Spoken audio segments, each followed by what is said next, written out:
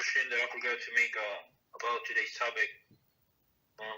This kind of seems like something, I don't know, that I believe someone, I don't know, that pretty much anyone would know. I don't know, I assume, but in this part that says that before lighting Shabbos candles, some women have a custom to that prior to lighting the Shabbos candles, they give some tzedakah. This is to atone for the Avera of Chavah. I don't really know what this is. Why is this? Why the sin of Chavah? I would like to know, perhaps. Take care of it. And plus, that's a very good question. So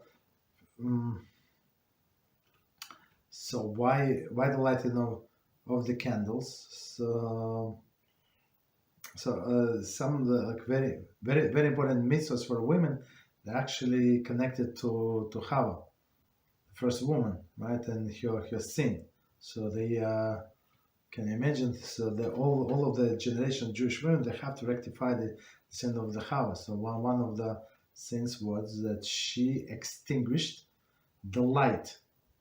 So meaning what it means, because of her, the death was introduced into this world. So Adam was supposed to live forever until the end of the world, whatever was the original plan. And she gave him this fruit of knowledge, and since then Hashem said, now you're going to die.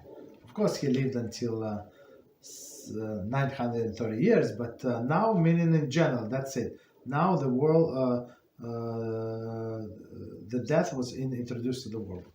So now she extinguished the light of the whole world. So now she has to rectify this sin. How? By lighting the Shabbos candles. Right, and then also Adam is called Chala. Right, Chala is something like a first of the world, because he was the first man, and she also extinguished it, right, make him die. So now women are obligated to separate Chala, since women is the one who mostly bakes, or right. So she's obligated to separate Chala. Of course, if man lights the candle, he lights the candle. There is no atonement, but or he makes a bread, so of course he separates the Chala, but it's a different story. But in majority cases, it's a woman that does it. And Tzedakah, how is the connection? So Tzedakah, it's when you give like part of yourself. Tzedakah is our life. Right? That's why people like me make fun of somebody who is stingy. So it's not so easy for them to part with their money. It's it's not. It's very very understandable why people behave like that, because again, it's a part of their money, it's part of their life.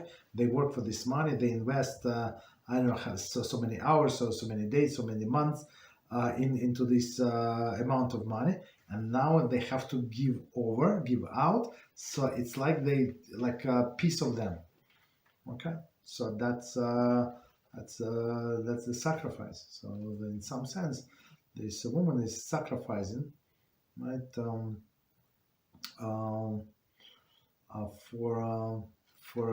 for the sins of the Chava, right? And the third punishment for the Chava was that she's going to suffer from the childbirth, from the monthly period, and from raising of children, right? So all of these curses.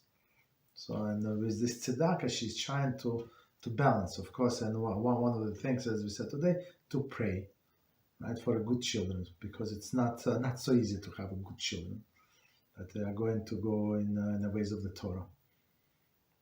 Okay. What else? You're welcome. So considering Chavah was the one that brought death to the world, is that why women are the ones that bring life to the world through labor, perhaps?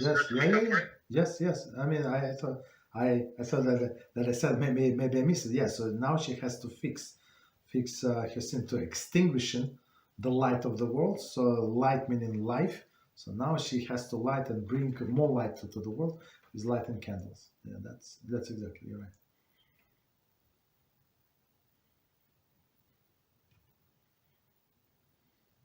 Chava. No, I meant life to the world, like by bringing children. Yeah, maybe, yeah.